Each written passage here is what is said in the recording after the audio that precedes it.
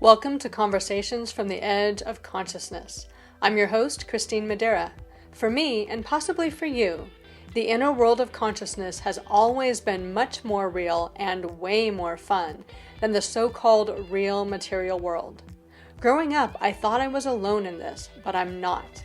There are a lot of us, and far too many have no one to talk to who shares this experience. I've been lucky to cultivate a community of friends who love to talk about the energies, ideas, and vibrations that are pushing the edges of our own consciousness, as well as our collective consciousness. In Conversations from the Edge, we share our conversations with you.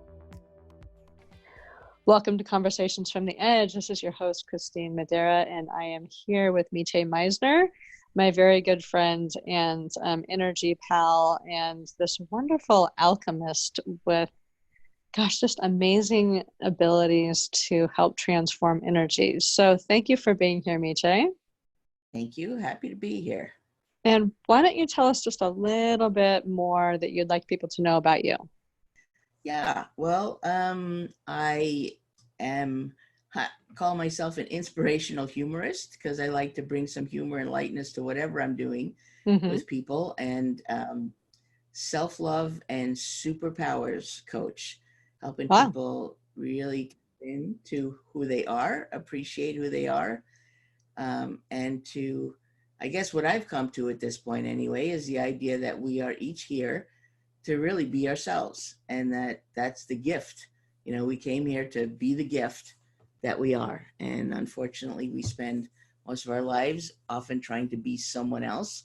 So my goal, my work is to help people be themselves and appreciate that and share that. That's great. And that's so true. We are, it sounds so simple to come here and be yourself. And it really is a super huge challenge to figure out who you are, you know, after you've learned to be all these different things in the early part of your life and with all of our expectations that we have. So that was perfect. All right. So we were going to start today with this. I was just wanting to talk about this kind of crazy 4.5 hour, it wasn't even quite a lucid dream. What happened was, it was almost like I had been having lessons as I was asleep, and then I was woken up for exam time. And the exam was that there were like 8 different things, and they were all in sets of 2s, and it was similar things, like slightly different things that were similar. Like if you had 4 different kinds of trees, so they're all trees, but there's an elm and there's an oak and there's a maple and there's something else. So there was little differentiations between them, and then also different orders that they needed to be in based on the dimension that they were in. And my test was that I needed to go and figure out which of these things, like we'll call them trees for lack of something else, just for clarity, which of these trees belong to which dimension, and in what order did all of these aspects of the situation need to be put together in this dimension. And somehow in my semi-lucid dream, I got it right. And so then I was like, okay, great, I can go back to sleep. And then it was like, no, now you get to play. And I thought, oh, okay, what does that mean? But what it was an understanding or an exploration of dimensionality and how we can jump dimensions. And by dimensions, I don't mean that there's like, you know, the first dimension, the second dimension, the third dimension, but there's this idea in quantum physics that there are billions and billions of dimensions, and that every time you make a decision, you create a new dimension, one dimension on one part of that decision, the other on the other part of the decision. So there's all these different things happening all at the same time, and you can be in any of them that involve you instantly and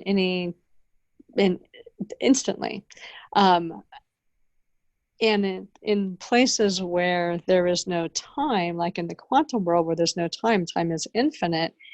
You know, how you play is you just bounce around in different dimensions, and there's no process of getting, you know, like from point A to point B. You're in B, where we're here, where we've got all this space, but we've got this limited amount of time, that time is really what we do to get from place A to place B. All the different things that we need to think that we need to go through, just like taking a trip from LA to New York. You know, you can't just imagine yourself in New York and be there on a bus or a plane or a car or something and travel to that place. And a time comes from that traveling. But in this dream, you could simply be in this new dimension. And when you think about it, actually, we do dimensional jumping all the time, because if we make a significant change, like people do after energy work, or they do after, like in hypnotherapy, when I'd have clients and they'd make this massive change like instantly, and their whole life, they would, you know, they'd wake up the next day and everybody acted differently. Their job was different. They were different. All these different things were happening. It was, you know, them shifting dimensions in an instantaneous way where everything was organized in a different way. And it wasn't that, you know, that was magic. It was simply that they stepped into the dimension where all of those things were already happening. And so I got to play with this whole idea of like, what took you from one dimension to another, and what kinds of experiences would bring about different kinds of dimensions, and like what worked and what didn't work. And this, of course, went on for like 4.5 hours. So it pretty much took the entire night, but it was fun. That's amazing and intriguing. And it also brings up sort of the other side of that. Like I, you know, at some level, like, well, who wouldn't want to, you know, time jump or dimension jump or whatever. And I remember talking with energy teachers and workers who, you know, talked about those experiences, and that they actually were having some of those experiences. And the idea that, you know, you have to be willing to give up the experience of time.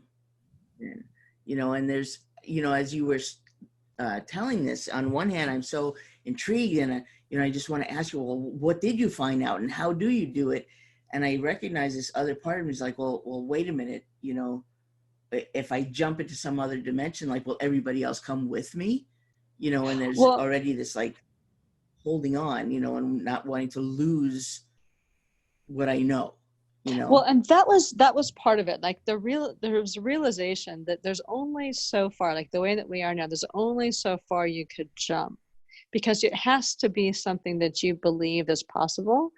And so like to jump from you being you, living where you're at and all this, to being an entirely different person, living in a different time and space and country and stuff, like that's too much of a jump. It's too much. It's too jarring for the system. We don't have any concept for that.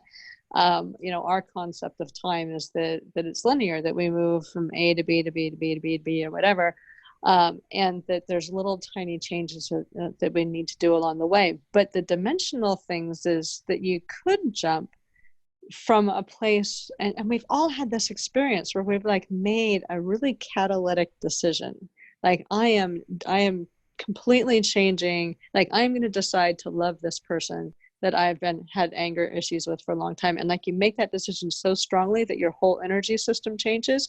And all of a sudden, like that your whole relationship, not just with that person, but with everything else in your life begins to change because you have changed. And that's a dimensional jump. It's not a physical jump, but you're shifting from where you had been to this whole new place where those people are there and already acting in a different way because you're different. And so you have shifted from where you were acting or believing or whatever in a particular thing to somewhere where where it's pretty much the same life, but your relationships were all different, and your experience of your relationships were different. Now, I did have one where I jumped into where I had a cat, and I'm like, when did I get a cat? But so there was a little bit of a difference because I don't have a cat. But for the most part, what I realized is that for us now, you know, with our really strong concept of time and space and what needs to happen in order to move through time and space, that you can make big changes, but you make changes that are within your realm of possibility. Right. So the more we are willing to be fluid and flexible with our realm of possibility, Mm-hmm. the bigger and more easily we can make change. Would be sort of Yes. the corollary to that, right? And the faster you can, that's how you shift at quantum speed versus how you shift at like the speed of changing your, this one belief and this little thought and this little belief and this little thought, so that incrementally you begin to move in that direction. If you're willing to make a big enough shift and let go of all of the way you've organized yourself around the thing pre-shift, and you're able to and willing to move into this new place where everything has shifted, you can jump there. And things are different, but when you expect them to be the same, then they will be the same, and you won't really make that same shift, or you'll make just a little incremental shift that might feel different, but it's not different enough to really um, change your whole experience of life. One of the things I started to say to people at times is to stop dragging your past into your present, Oh and my that gosh, yes. we can be new all the time. Mm-hmm. And that the more we sort of drag this solid story and sense of who we are, and the solidity of that the idea that even if it's a habit, if I've had the habit for a long time, then it's going to take a lot of work or a lot of time to get out of it or create a new one, or let it go or heal from it. Those are stories. If it's all energy and we're all in the moment, then any of this can change in a moment. um, and and part of it is our belief system of how solid these things are and how stuck they are. And then also, like I was saying before, just even the sort of fear of, well, wait a minute, I want to change, but I don't want to change too much. Yeah. And so we want to bring dragging our past with us into the present, into the future, rather than be in the moment and just Mm-hmm. keep stepping forward into whatever comes next. Well, and another thing, and I'd heard this idea, but it really came like I understood how it worked, or I understood how it felt. I guess I don't know how it works. I mean, how does any of this stuff work, right? But I've understood how it felt in this process. But the idea that when you change, like when you change your perception, and you are in a new perception, you are in a new dimension, yeah, your past actually is different. Like the past in that dimension supports who you are in that dimension. It's not the past that you're dragging from a different place. So when you actually, like, if you're willing to let go of your past and you shift into this new space, like your past, the past that you remember is going to be different than the past that is part of your experience in that dimension. And I'd seen this Yeah, a little bit. Have you experienced that? yeah, I have. I've heard it too. I think the first place maybe was in some Ho'oponopono teachings about Oh, okay. clearing Yeah. things in the present, but that it also changes things in the past. But yeah, you were saying though that you've Yeah. Well, experienced it. and so I recognize that, like when I shifted in these dreams, or in this dream process, when I went to a different dimension, and I was just bouncing from place to place just to see what was. One of the things I really noticed is that the whole energetic and emotional past, that sometimes the stories were similar, sometimes not, but the whole context was different in a different dimension.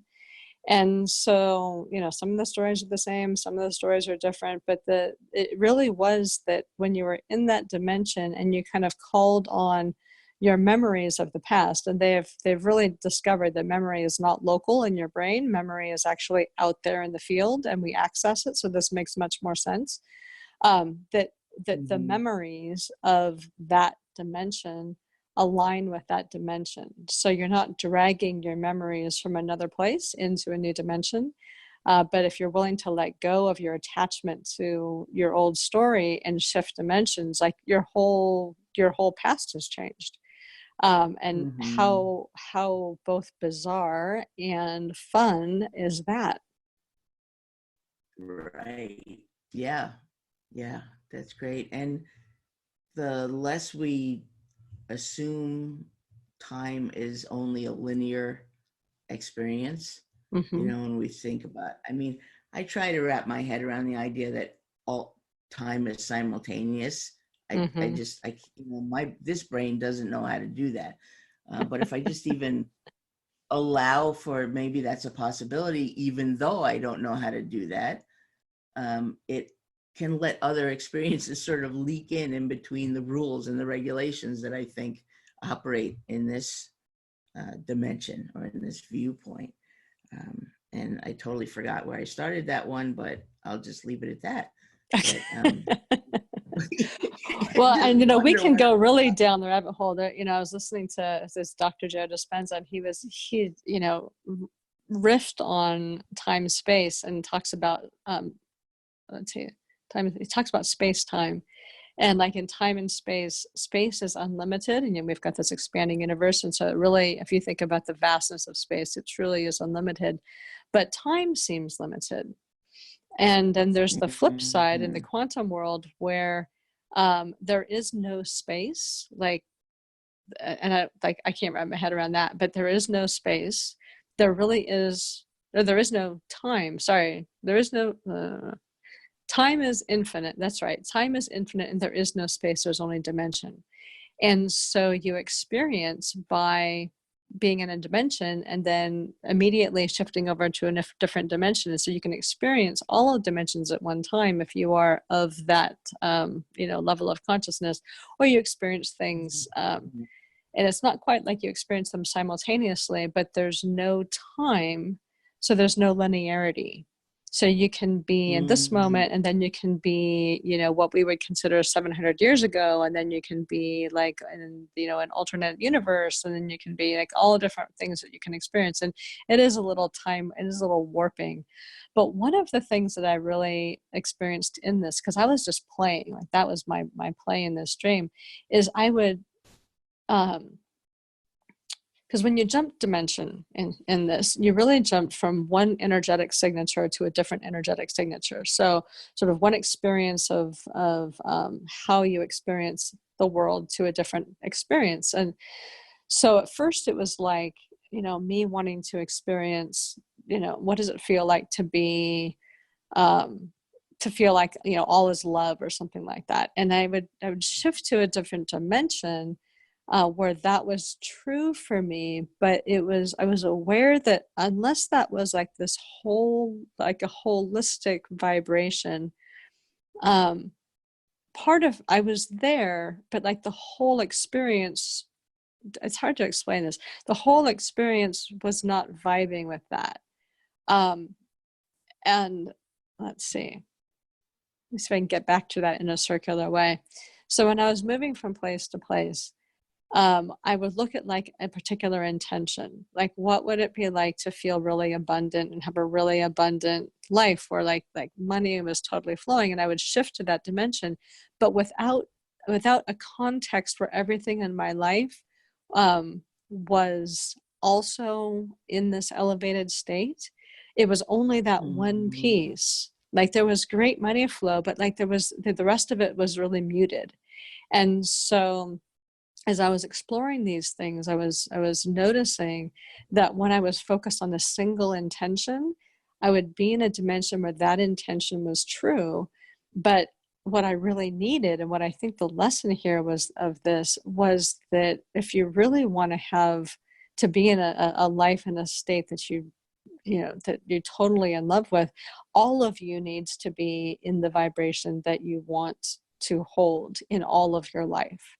So when we focus on one aspect, like whether it's abundance or being in a perfect relationship or something like that, without having, all of your life being in that wonderful, juicy place, that there's that one aspect, but everything else is not there. And so there was something in there about, a holistic vibration, about not being top heavy with one particular desire that excluded the rest of your life, but how all of you needed to show up to the intention that you had, but also how that intention vibrates through your entire life for you to hold your space in a dimension where you truly have all that you want and not just kind of the front leading desire, if that makes sense.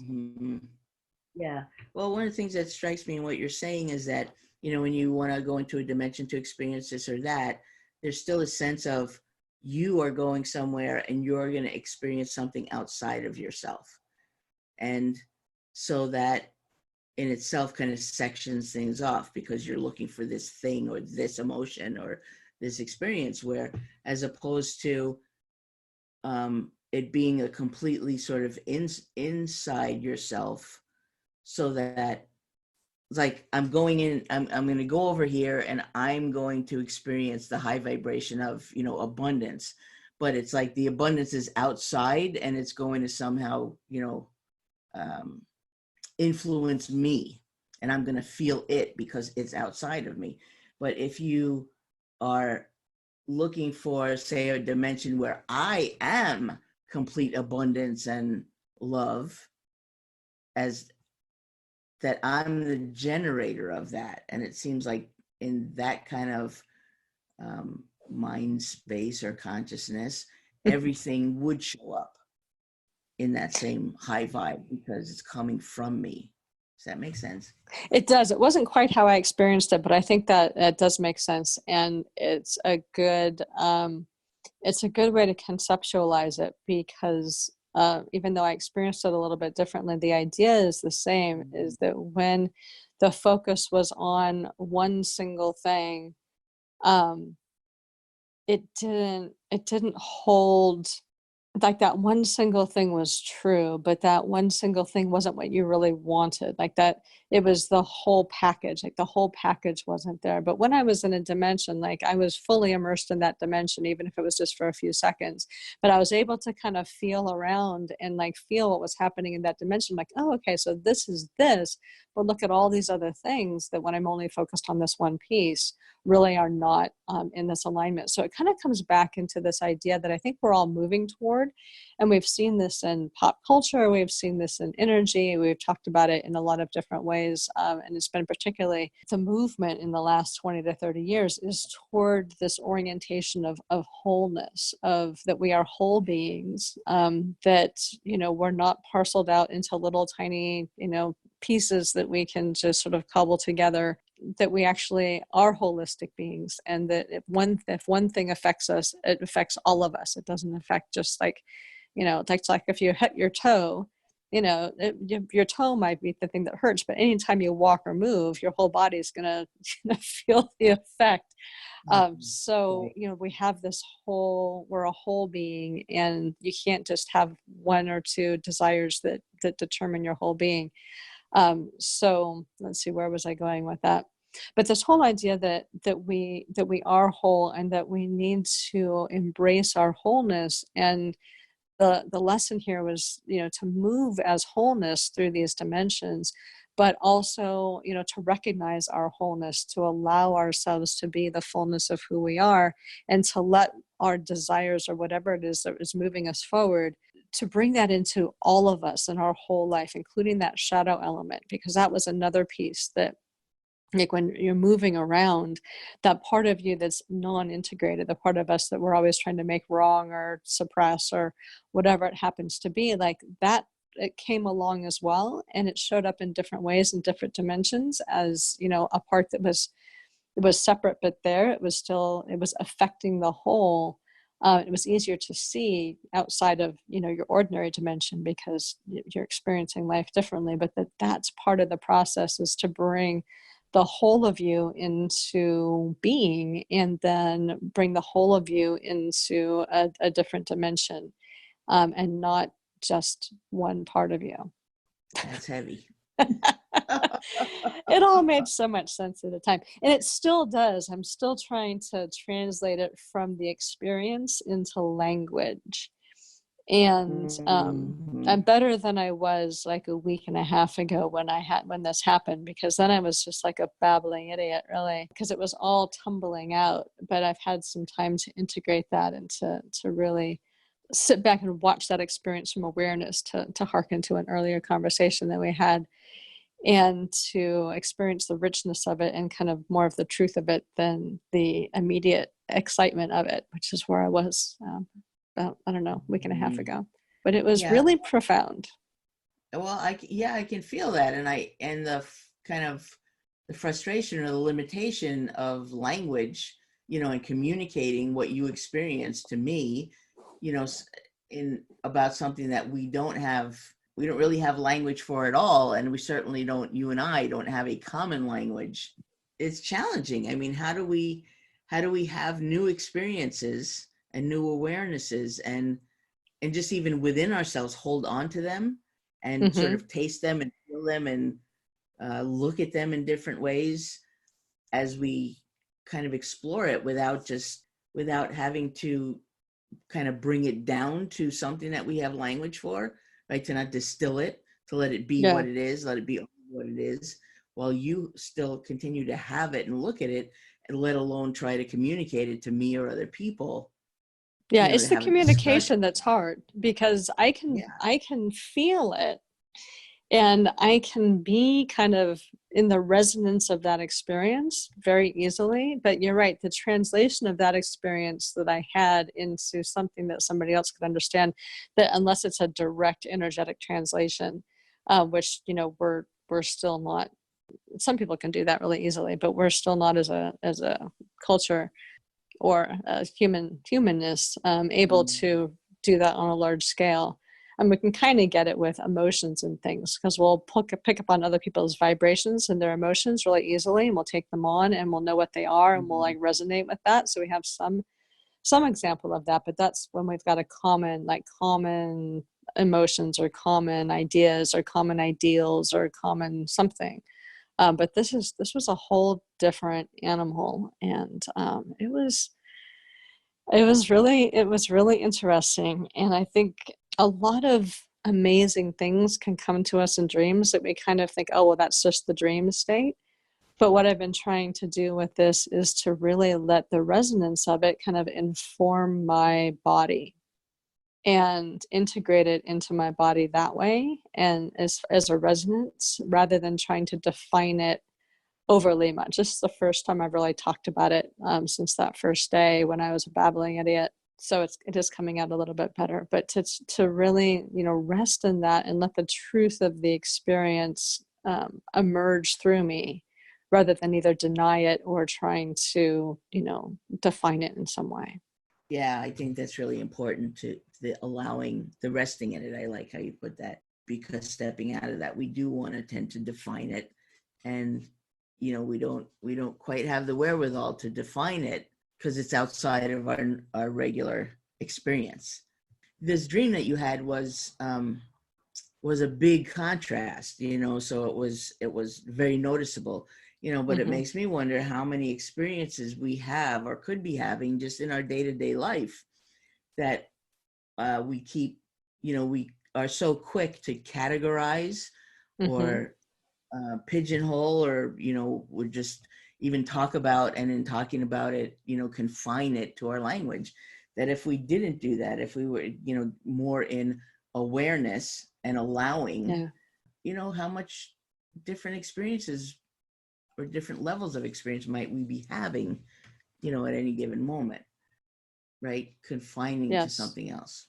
Yeah. Well, and that's what I was going to say, harkening back to our last conversation with awareness, is the personality wanting to define something versus this really does feel like it's more of an awareness. And I think, awarenesses, if we allow them, can come in and become more of a reality and an experience of what's possible if we don't automatically try to confine them into some sort of defined story. All right. And I also do think that it's important to talk about things and share them. I I do. mean, I really appreciate what you're sharing now. And I'm, going back to an earlier conversation of ours last month, I think, where we were talking about and discovered that we both have this experience of kind of being in the back of our brains or the back of our Mm-hmm. heads.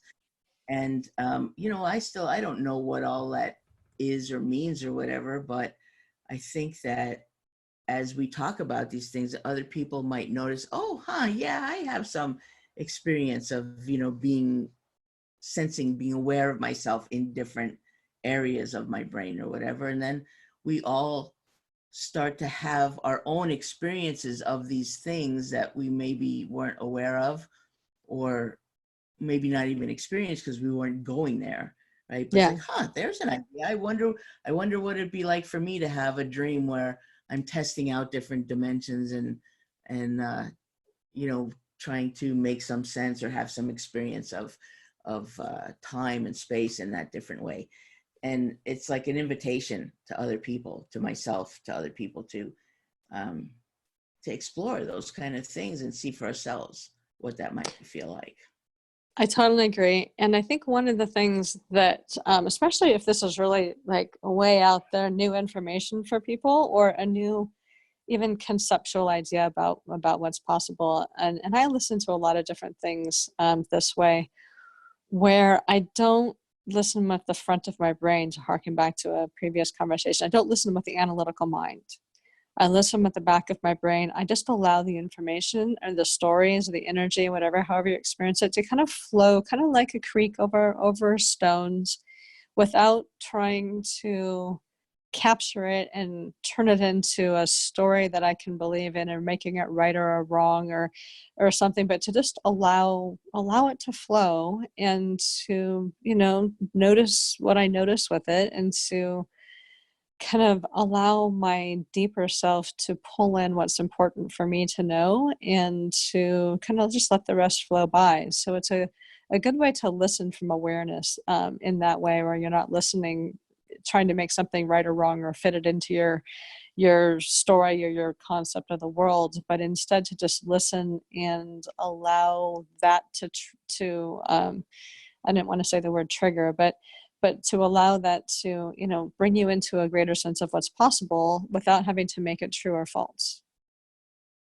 Yeah, well, I'm wondering, I guess, in a kind of bringing that together, I'm wondering if you have any process or ideas or suggestions for people to um, to help, bring that state about, to help find that, to and in the dream state, like not to program a dream, but how do we cultivate that kind of openness in a given moment? Well, I think so. There's a couple of things you can do. If you want to have more of these kinds of experiences, whether it's in a dream, because some people don't remember their dreams, or in waking experiences, you can simply hold the intention that of however you want to phrase it. I would like to experience more of the mystical side of life, or I would like to experience more of the quantum level living, or I'd like to experience more of the mystery, or whatever, however the vocabulary works for you. And life responds, like your deeper self will start to bring those things to you, if you are more open to that. So you can be open consciously, but also be open when those things happen, that you don't try to control them or shut them down. But then the other piece, like if you're listening to something like this, or you're listening to something that if you can seek out some really out there information, that you don't have to believe as truth, but you can stay in the possibility of it. And one good way to do that is by staying in more of a coherent breath rhythm. So breathing all the way down into the deep diaphragm and releasing that deep diaphragm. So long, slow, deep breaths. That keeps you in the state of more of a state of allowing, more of a state of being in harmony with what's possible, versus the shallower chest breathing, which is really more aligned with the analytical mind, with stress, with trying to codify things and divide them up and make them right or wrong, and put them in places that we can control them. So focusing on your breath, and staying in those longer, deeper breath rhythms, can keep your brain patterns and your body in that state of receptivity, to be able to hear what might be beneficial for you, and help to stay open to what's possible.